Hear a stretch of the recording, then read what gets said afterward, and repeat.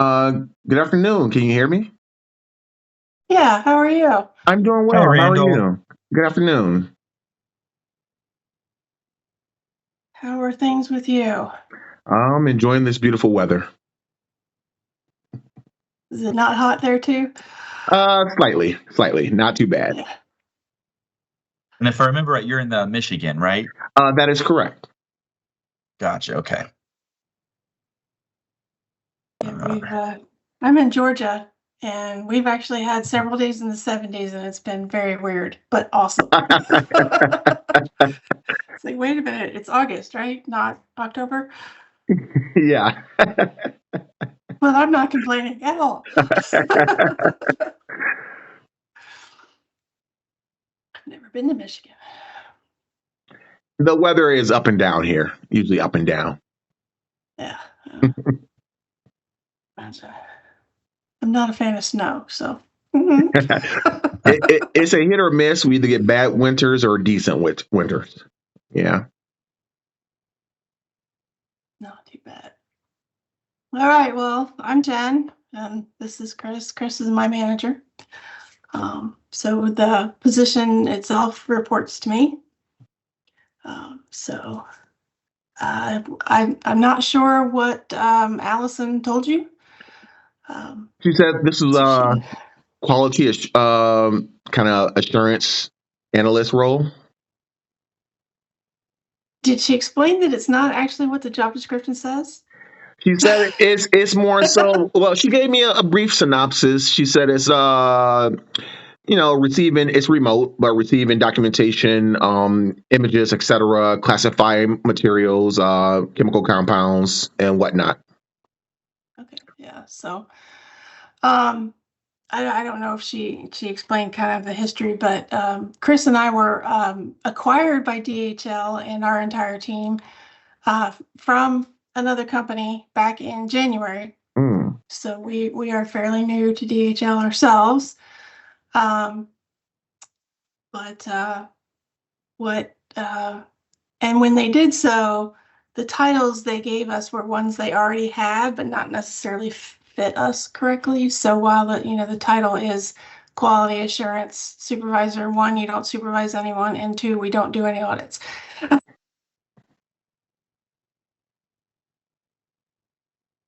I You briefly cut out.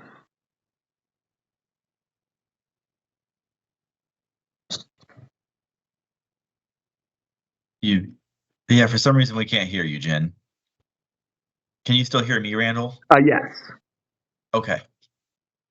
So while she's figuring that out, yeah, so we were in Mar Supply Chain Solutions. Mhm. We handled reverse logistics, right? So this is all product coming back from a lot of retailers, from e-commerce, things like that. So you'll see products, anything you might see in a store, from a hardware store to a pharmacy or a grocery store, and anything in between is stuff you're going to be looking at.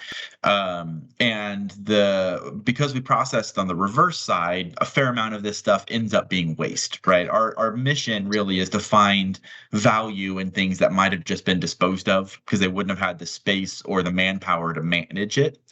Our job is to kind of find a new value for it. So we either manage it from an inventory perspective and then return it to the various manufacturers, things like that. We might be liquidating it into third-party markets, or rather the secondary market. So think your like TJ Maxx or Big Lots, stores like that, or even smaller people who just have their own store where they sell things they buy and sell off of out of pallet stores, And donate it, things like that. I have a good understanding with that. As a chemical process Yep. engineer technician with U.S. Ecology, we received a lot of material like that from Amazon during that time period. Yep. So we're going to find all of that stuff. But because, again, some of it ends up being too damaged to sell, or maybe they just don't want it back out on that secondary market for Mhm. brand protection, something like that, it ends up being a waste. And in order to dispose of that waste properly, we have to characterize that waste. So just like with U.S. ecology, you're disposing of things that aren't just going to go in the landfill. It's something that's EPA regulated or FDA regulated, DEA regulated, all that fun stuff. So your role, this position, is a waste characterization analyst, is what it would have been titled under INMAR.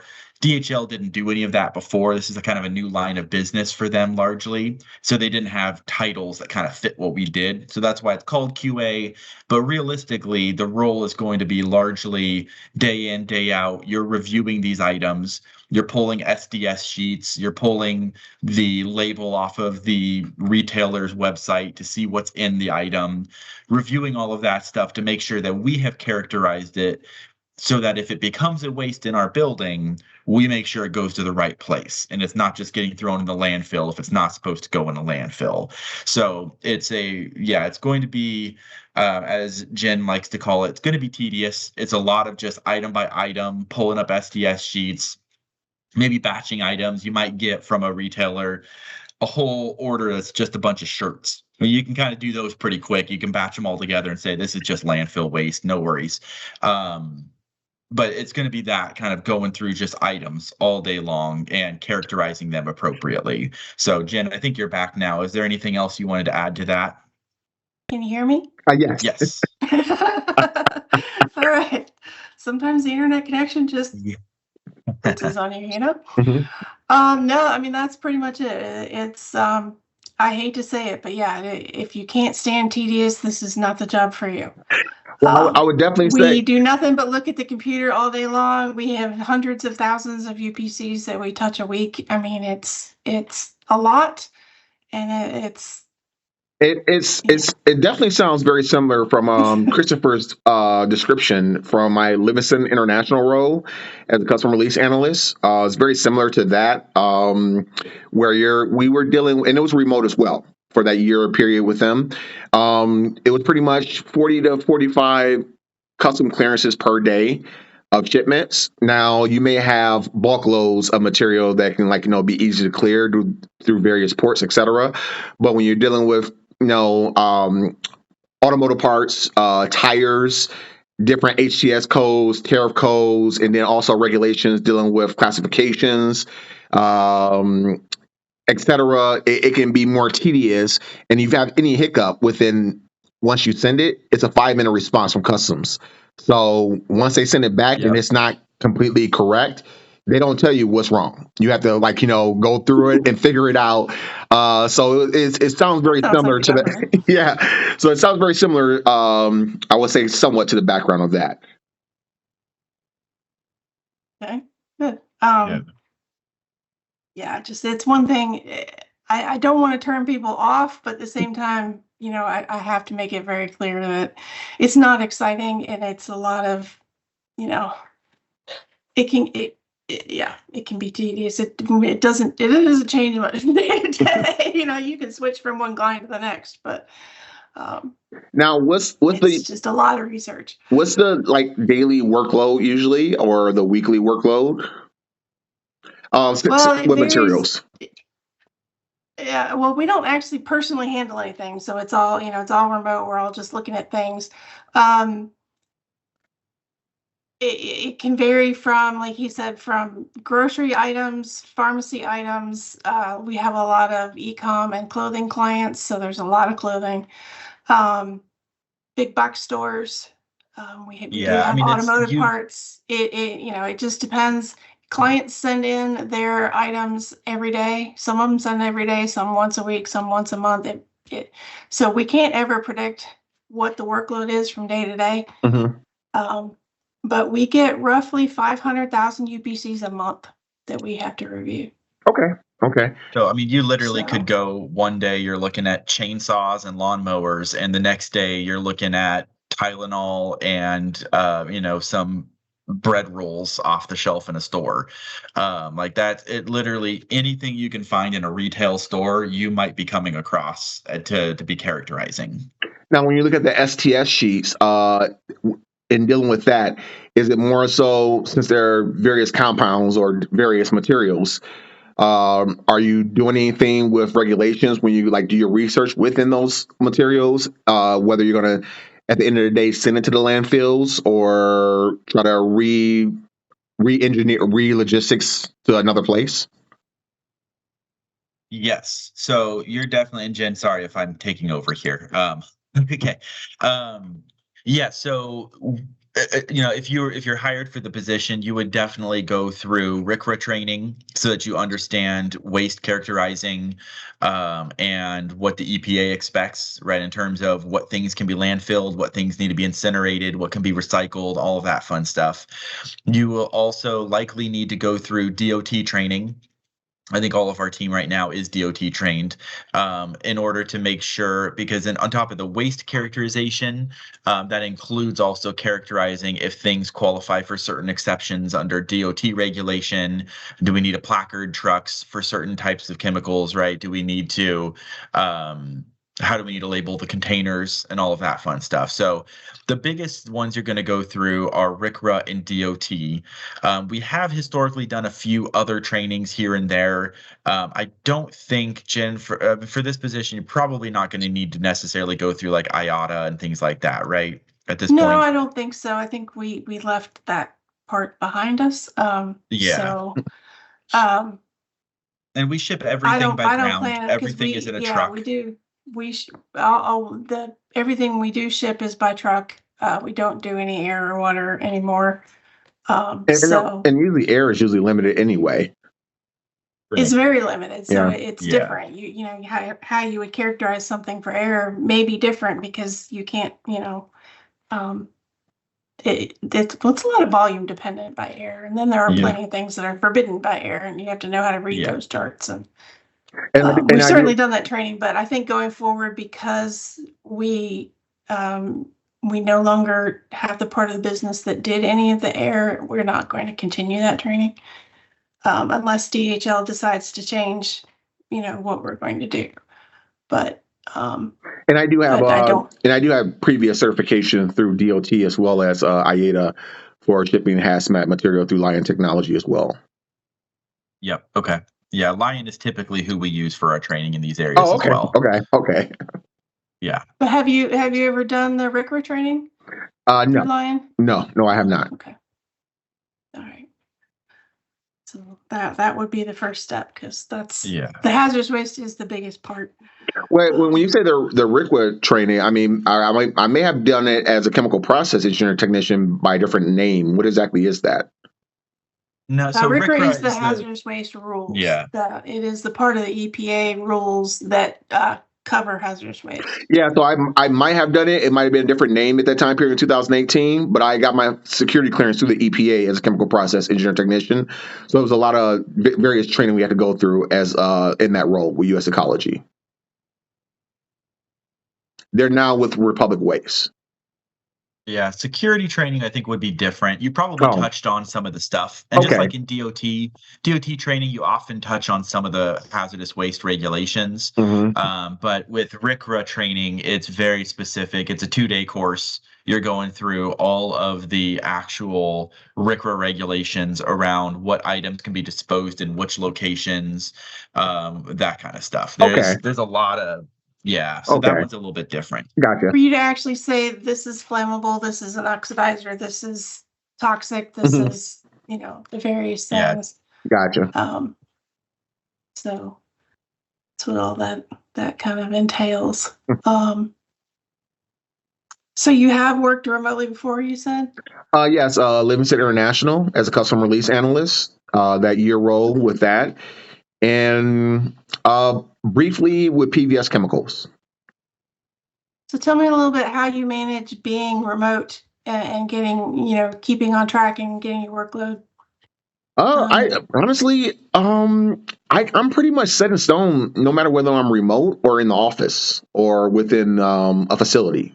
So I do the same practice. Say when I was a General Chemical Corporation as a supply chain manager, I was still in the office by myself 24/7. So I always set my daily itinerary of what I got to get done. So I'll say with that role as a supply chain manager, I knew that I had to create their production reports for our team in the beginning of the shift. But then I had a 3-hour time span to create the production report, do all of the research on invoices, purchase orders, etc., through the email or through Amazon, and then navigate whatever documentation I needed for various chemical compounds that were kind of car coatings. And within that, due to the winter time, there's different implementations of the weather where certain things can be shipped, whether domestically or internationally, and all within a time span of 3 hours, get all that set. And then a production team get things set up, and then booking LTO carriers, pickup carriers. So I kind of navigate through my days, and even with Livings International, I knew that as a customer release analyst, working a year for that position, that yes, I had a 35 to 45 quota of clearances per day. So I knew that, okay, I can navigate. I knew I had requirements of doing Tesla shipments through the day, but I knew those could be more tedious and more stringent when it goes to Hong Kong or going to Texas from California, and the material he was having. But then other customers, I knew I could, whip through maybe 10 of those within a 20-minute period. So I try to navigate my time adjustment, but also my workflow it stays the same. I may have one earbud in my ear to listen to music, but I'm just focused on the job and then what's important, and then just kind of navigate through the day with that.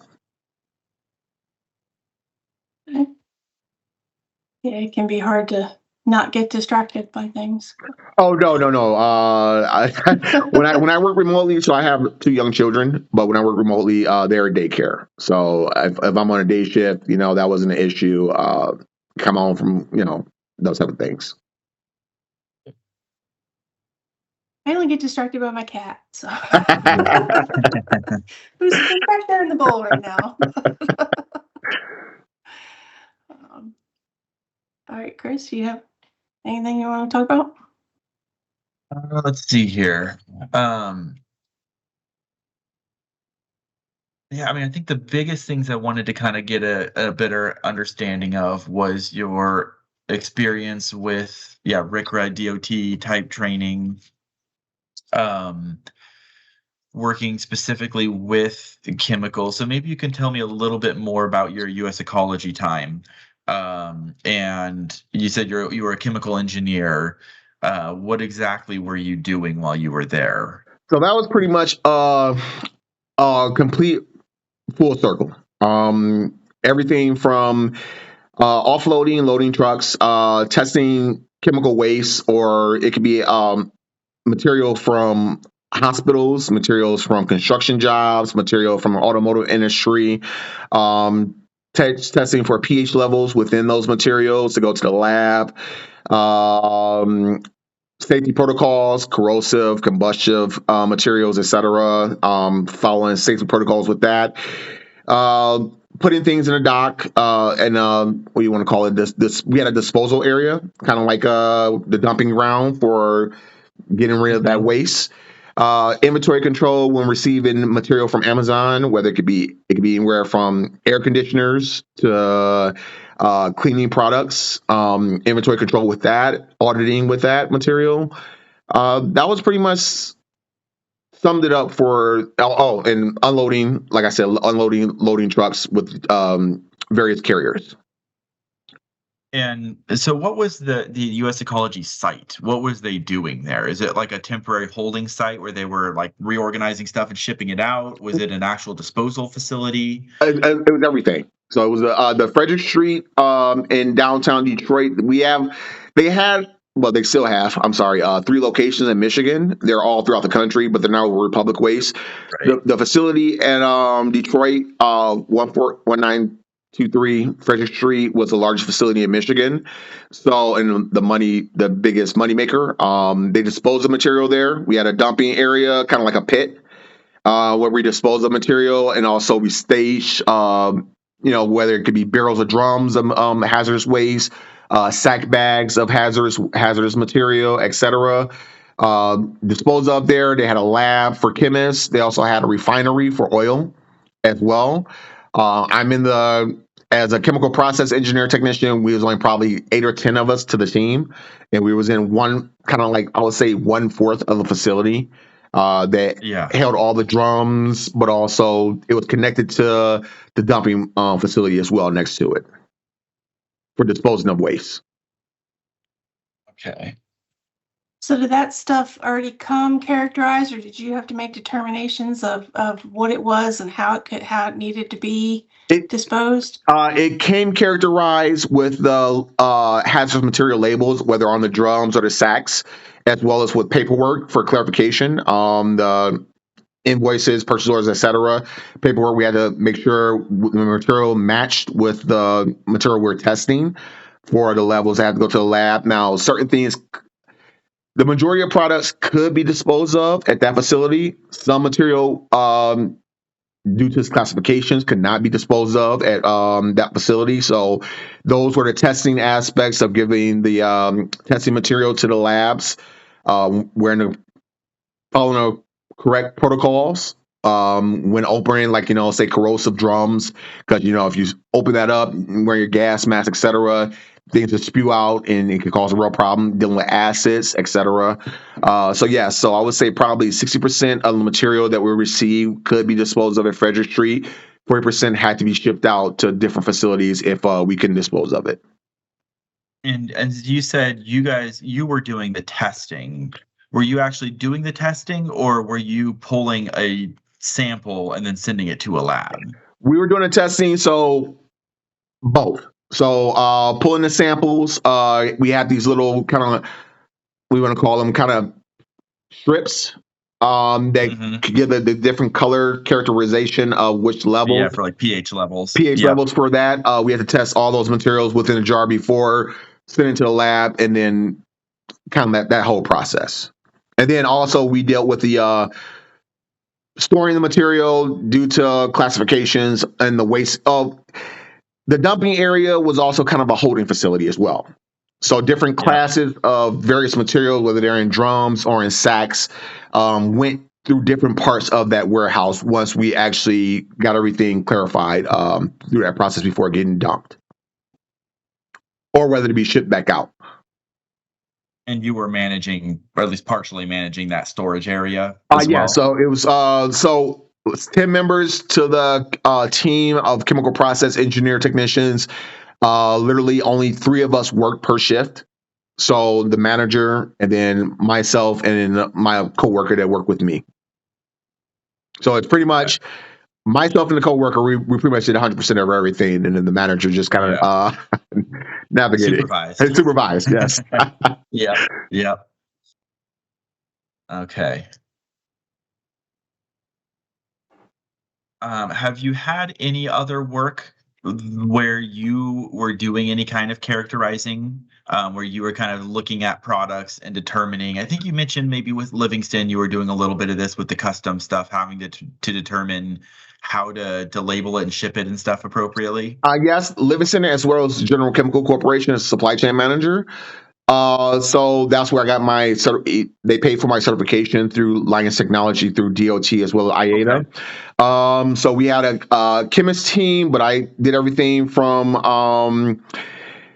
creating USMCA documentation, SLI documentation, whether we shipped overseas or through ocean or through air, and as well as domestically, say, dealing with UPS as well as FedEx. You get dinged for any classifications that's not correct on various products we had. And there was various HTS codes as well as that goes to the various products, whether they're combustive, corrosive, etc., classifications for the various paints materials that we and also we had oxidizers, cleaning products as well, that we shipped out from General Chemicals. So I was pretty much responsible for classification, creating documentation through the DGIS system for everything that was shipped out, whether small packages or LTLs of those chemical products. Okay.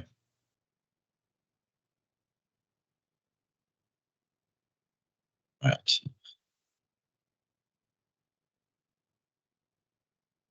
What would you say? Oh, I'm sorry. Okay. What would you say of these different employers you've listed here? I know a lot of them were on site, a few of them were remote.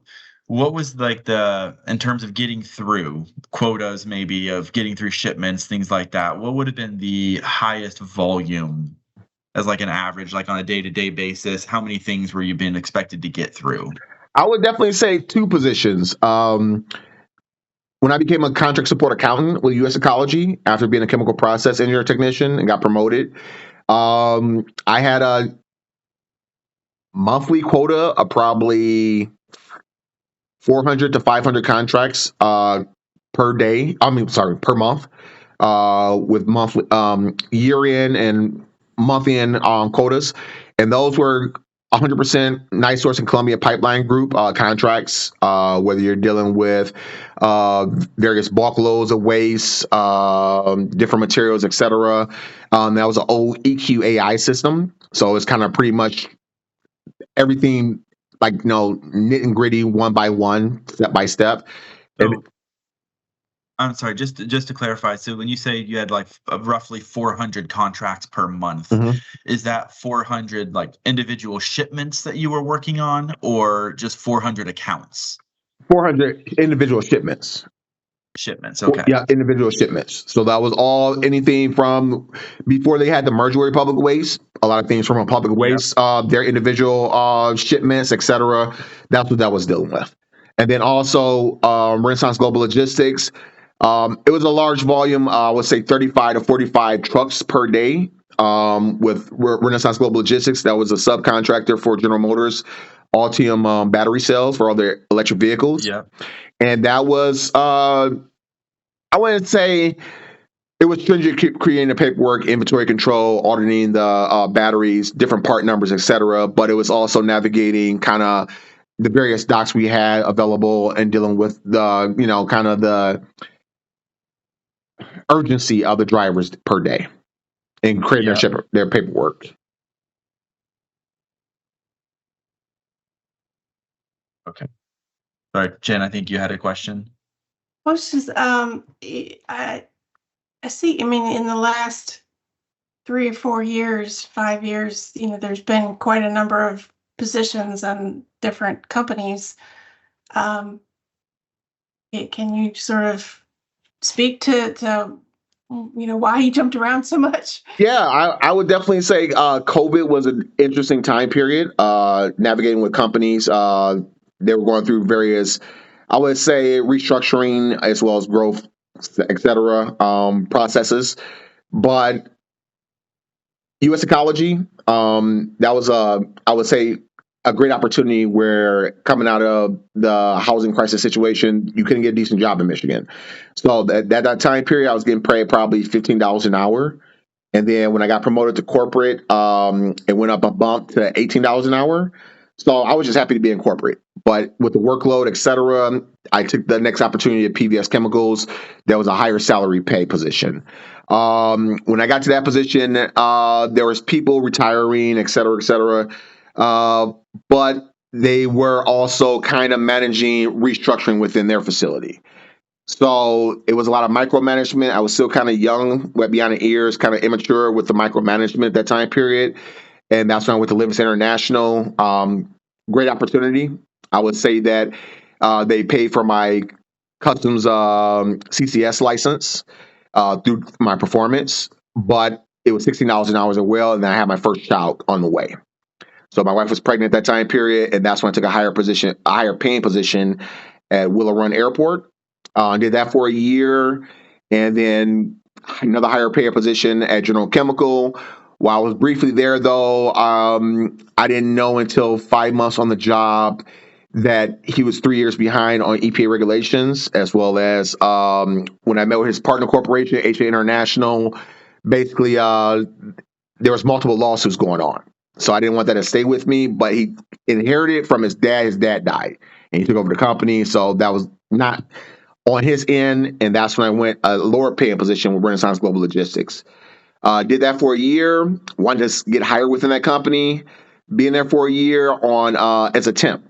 So it went past. I think it was supposed to be 3 to 4 months as a temp. I was there for a year as a temp, but at $18 an hour, I worked 41 days a week. I'm sorry, 41 weeks, 6 days a week for that position. And I wanted to get hired in, and then they kind of cleared the house when 2,700 battery cells came up missing. They found out that a manager was getting paid from drivers, et cetera, to offload and load, and she got prosecuted, but they had to clear house, keep their contract with General Motors. And that's when I got hired into my recent role, contract, $60K with Thai Summit, but it was a pilot program. So that pilot program, they have a facility. Their main facility is in Howell, Michigan. They have another facility in Kentucky. This is a new facility in Harper Woods that's not even running yet, but they're building the robotics, et cetera. That role is testing materials, et cetera, through Stellantis, 100% responsible for their battering coverings for their EVs and their hybrids. And it was May, I think, 12th. They made us aware that they were pushing out their program for 1.5 to 2 years if they were going to keep it, due to the tariff situation and also the up and downs of how the EV market is working. And I got laid off on May 16th, and I'm on unemployment. So my last two positions, I wanted to stay, but circumstances gave me a bad card. Yeah. We've Well, I certainly think that was familiar with all that. I had. I'm sorry. I do apologize. No, Oh, no, not at all. I think that was all I had. Jen, did you have any other questions you wanted to cover? I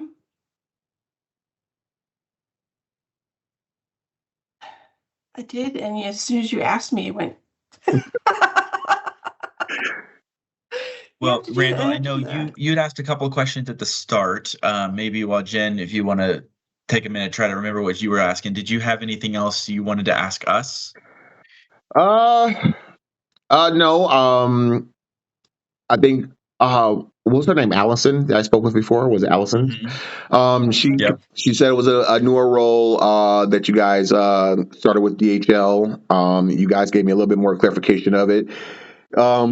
Excuse me. It's very similar. I would just say me working remote before at Livingston International, but also I would say I've had probably 3 roles where it feels like you're remote when you're in the office by yourself, you know. So yeah, that's that was pretty much all I had in the beginning.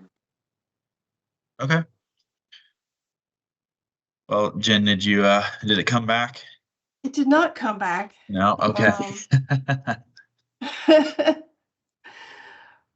But there's one that I generally, it's not the one I was thinking of, but tell me a little bit how you deal with the conflict. You know, like you said, you have pushy drivers or a micromanaging manager.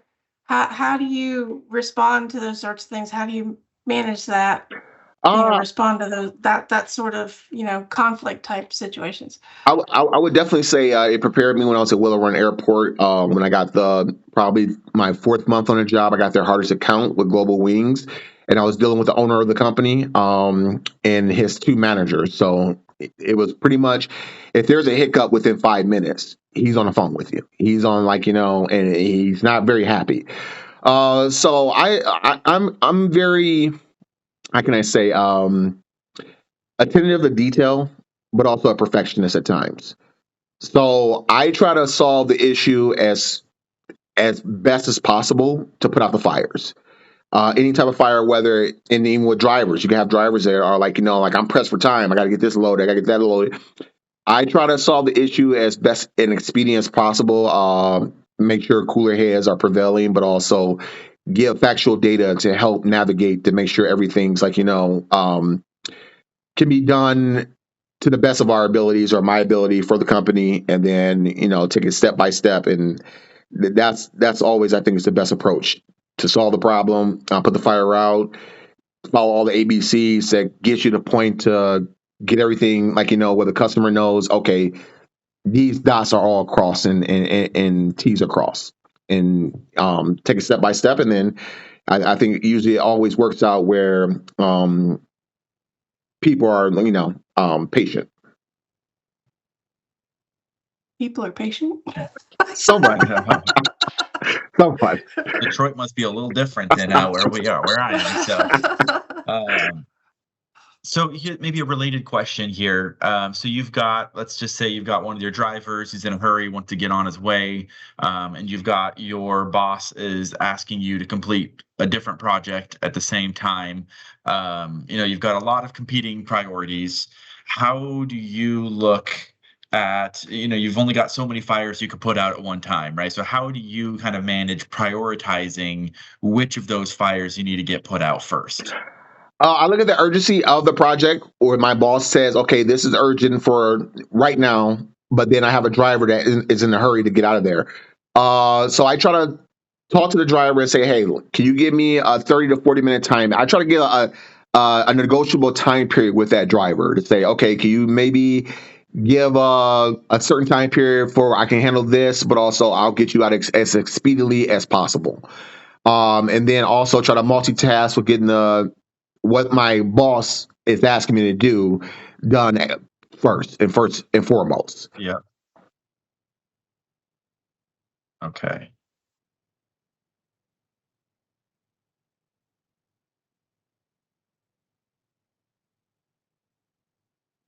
Sorry, I'm just trying to type up here some notes so I can remember, because you asked me in a week right now, I will forget everything you just said. In a week, ask me tomorrow. Yeah, I know. I was being generous with myself. Okay. So much going on. Jen, anything else? Anything else come No, back? I mean, I think Okay. that's the main thing. Like I said, well, I mean, you have lots of positions that sound like you belong somewhere in DHL. Yeah. Only one of them really kind of pertains to what we do, which is, waste classification day in, day out. That's all we do is waste classification. Now, luckily, we don't personally handle it. Yeah, thankfully. Now, you all, I do have a question. You all came from another company and were acquired by DHL. Mhm. What was your turnout rate with your quality assurance analysts? What do you mean? Well, so again, prior to we would have been called just waste characterization Mhm. prior. As far as like, you mean turnover, like were people coming and going frequently? Well, being able to handle the job and staying consistent from your previous company Yeah. or whatever. No, I mean your turnover rate was really low. I mean, Okay. you had Okay. people there who were for a long. I mean, they were like decades. 12 years. And we're I've been 12 years.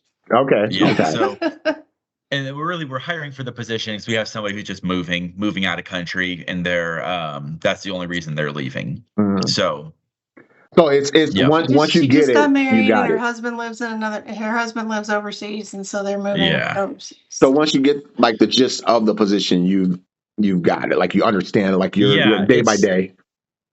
so like she said, it's tedious in that you're going like item by item in a lot of cases, and you're looking up SDS sheets or getting pictures of labels and things like that.